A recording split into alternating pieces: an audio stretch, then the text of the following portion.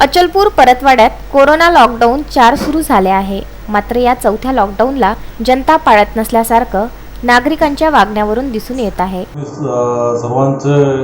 सर्वांना या माध्यमातून सांगू इच्छितो की आता नुकताच आपण एक पाहिलं असेल की कोरोना विषाणू प्रादुर्भाव आणि प्रसार थांबवण्यासाठी प्रशासनाने आपल्या परतवाडा आणि अचलपूर शहरासाठी भरघोस प्रयत्न केलेले आहे.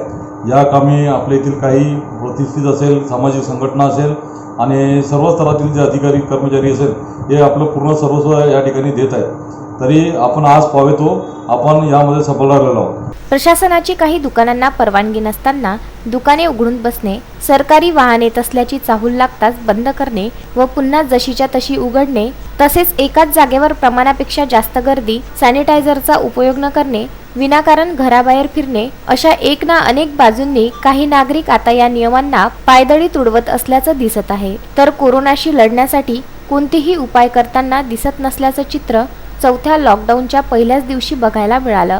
की अमरावती शहरामध्ये कालपर्यंत किंवा आज सकाळपर्यंत रुग्णांचं जे वाढतं प्रमाण बघता काही बंधनं ही आपल्याला आपल्या स्वतःवर शहरावर घालून घेणं आवश्यक आहे.